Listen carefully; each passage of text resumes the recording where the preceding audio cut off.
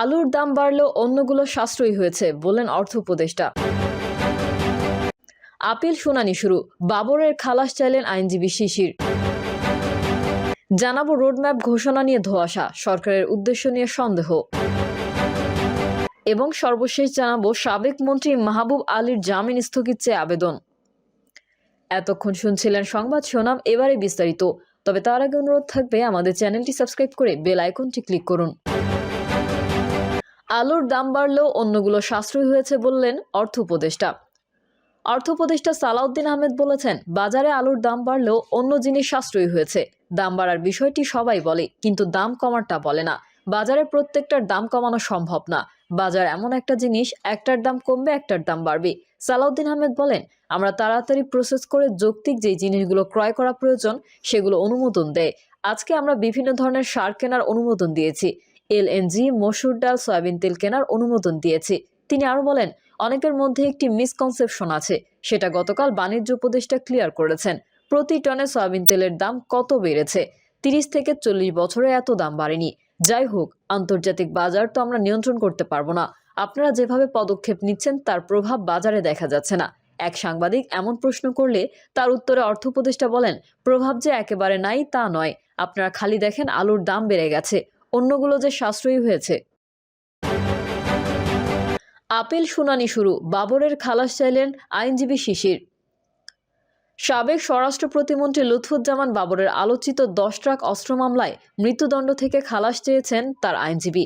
বুধবার বিচারপতি মোস্তফা জামান ইসলাম ও বিচারপতি নাসরিন আক্তারের হাইকোর্ট বেঞ্চে শুনানিতে বাবরের আইনজীবী শিশির মনির এই আবেদন করেন।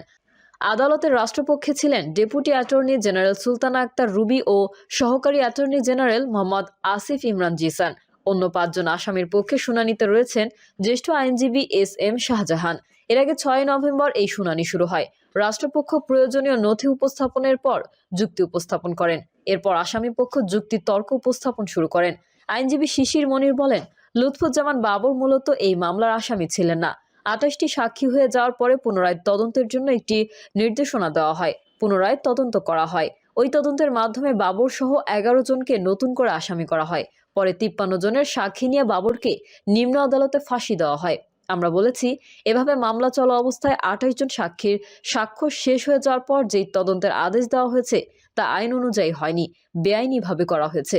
তার মানে কোনো সরাসরি এভিডেন্স ও কোনো দেখা সাক্ষী নেই।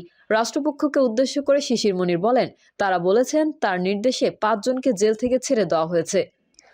সাক্ষ্য প্রমাণ বিশ্লেষণ করে দেখা যায় 5 জনের কাউকে ছাড়া হয়নি, সবাই জেলে আছে।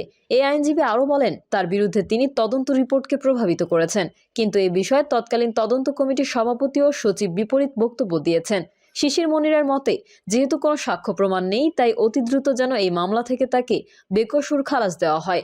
10 ট্রাক অস্ত্র মামলার ঘটনা ঘটেছে, এটা সঠিক, কিন্তু প্রকৃত দোষীকে নির্ধারণ করতে পারেনি। ফলে আমরা আদালতের সামনে লুৎফুজ্জামান বাবরের বেকসুর খালাস দাবি করেছি। জানাবো রোডম্যাপ ঘোষণা নিয়ে ধোঁয়াশা, সরকারের উদ্দেশ্য নিয়ে সন্দেহ। দ্রুততম সময়ের মধ্যে অন্তর্বর্তী সরকারের প্রধান উপদেষ্টা আগামী জাতীয় সংসদ নির্বাচনের রোডম্যাপ ঘোষণা করবেন এমন আশা রাজনৈতিক দলগুলোর। এসব দলের নেতারা বলছেন, সংস্কার কার্যক্রমের জন্য যৌক্তিক সময় রেখে সরকারের উচিত নির্বাচনের রোডম্যাপ ঘোষণা করা। রোডম্যাপ ঘোষণা না করার ফলে দেশে একটি গুমট পরিবেশ তৈরি হয়েছে। সরকারের উদ্দেশ্য নিয়ে রাজনৈতিক মহলে সন্দেহ ও অবিশ্বাস দেখা দিয়েছে। তারা বলছেন, নির্বাচনী রোডম্যাপ না থাকায় পুরো মাত্রায় নির্বাচনী কার্যক্রমে নামতে পারছে না দলগুলো। ইস্যু ভিত্তিক কর্মসূচি পালন করে সময় পার করছে বিএনপি ও সমমনা দলগুলো। অন্যদিকে আওয়ামী লীগ ও তাদের মিত্ররা পালিয়ে বেড়াচ্ছে। দেশে বিদেশে অবস্থান করে নানা ধরনের প্রোপাগান্ডা চালিয়ে যাচ্ছে তারা। বিএনপির নেতারা বলছেন, নির্বাচন নিয়ে অন্তর্বর্তী সরকারের রোডম্যাপ না থাকায় দলের পক্ষ থেকে তৃণমূলে সুনির্দিষ্ট নির্দেশনা দেওয়া সম্ভব হচ্ছে না। ভারপ্রাপ্ত চেয়ারম্যান তারেক রহমানের নির্দেশনা মোতাবেক তৃণমূলের দলকে সুসংগঠিত করার উদ্যোগও ভেস্তে যাচ্ছে। জেলায় জেলায় সম্ভাব্য অনেক প্রার্থী থাকলেও তা চূড়ান্ত করা যাচ্ছে না। ফলে নিজ নিজ এলাকায় যে যার মতো রাজনৈতিক বলয় তৈরি করছেন। তৃণমূল পর্যায়ে বিক্ষিপ্তভাবে নানা অপরাধেও জড়িয়ে পড়ছেন কেউ কেউ। অথচ বিএনপি থেকে অন্তর্বর্তী সরকারকে সব ধরনের সমর্থন ও সহযোগিতা দিয়ে আসছে। তাদের সংস্কার কার্যক্রম বেগবান করতে নিজ উদ্যোগে বিএনপি কিছু প্রস্তাবনা উপস্থাপন করেছে। অথচ কেবল সংস্কারই এই সরকারের একমাত্র কাজ নয়, তাদের এটিও মনে রাখতে হবে অন্তর্বর্তী সরকারের প্রধান কাজ হচ্ছে একটি অবাধ, সুষ্ঠু ও গ্রহণযোগ্য নির্বাচনের ব্যবস্থা করা। সেই নির্বাচনের রোডম্যাপ নিয়ে সরকার যখন গড়িমসি করে, তখন তাদের উদ্দেশ্য নিয়ে রাজনৈতিক দলগুলোর মধ্যে সন্দেহ ও অবিশ্বাস তৈরি হওয়াটা স্বাভাবিক। অন্তর্বর্তী সরকারের পক্ষে সব সংস্কার করা সম্ভব না। নির্বাচনের জন্য যতটুকু সংস্কার দরকার, যেমন বিচার ব্যবস্থা, নির্বাচন কমিশন, জনপ্রশাসন, এগুলো সংস্কার করে সরকারের নির্বাচনী রোডম্যাপ ঘোষণা করা উচিত। তাহলে জনগণ বুঝতে পারবে যে সরকার জনগণের কল্যাণে কাজ করছে। তাদের অভিযোগ, এখনো আগের কায়দায় সরকারের পৃষ্ঠপোষকতায় কিংস পার্টি তৈরির চেষ্টা দৃশ্যমান। এমনকি দলের শীর্ষ নেতাদের রাজনীতি থেকে মাইনাস করার চেষ্টাও নানাভাবে আলোচনা হচ্ছে দলের মধ্যে। এ বিষয়ে বিএনপির ভাইস চেয়ারম্যান মোহাম্মদ শাহজাহান বলেন, ফ্যাসিবাদী আওয়ামী লীগের আমলে যে নির্বাচনগুলো হয়েছে সেখানে জনগণের কোনো অংশগ্রহণ ছিল না, মানুষের মতামতের কোনো মূল্য ছিল না। অথচ আমাদের সংবিধান অনুযায়ী জনগণ হলো রাষ্ট্রের মালিক। সেই মালিকানা প্রতিষ্ঠা করতে হাজার হাজার ছাত্র জনতা রাজপথে রক্ত ঝরিয়েছে।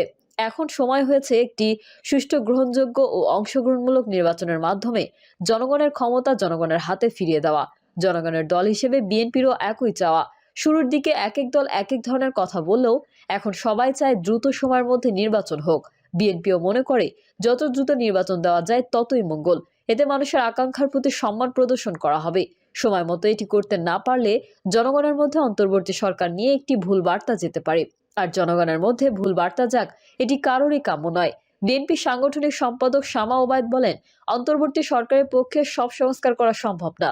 নির্বাচনের জন্য যতটুকু সংস্কার দরকার, যেমন বিচার ব্যবস্থা, নির্বাচন কমিশন, জনপ্রশাসন, এগুলো সংস্কার করে সরকারের উচিত রোডম্যাপ ঘোষণা করা।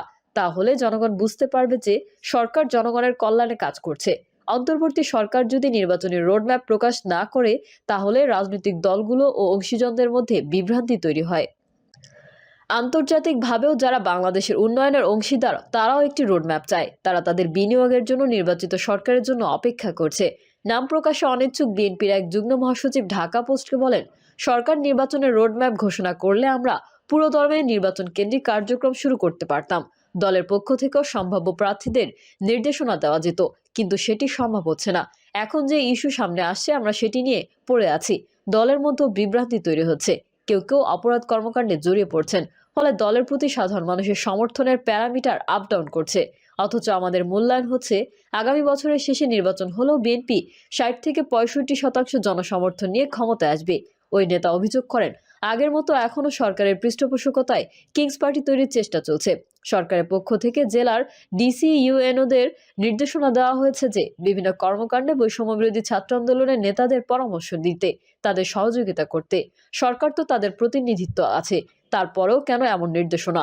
ফলে অন্তর্বর্তী সরকারের প্রতি বিএনপি সন্দেহ তৈরি হওয়াটা স্বাভাবিক। তবে আমরা মনে করি, অতীতেও কিংস পার্টি সফল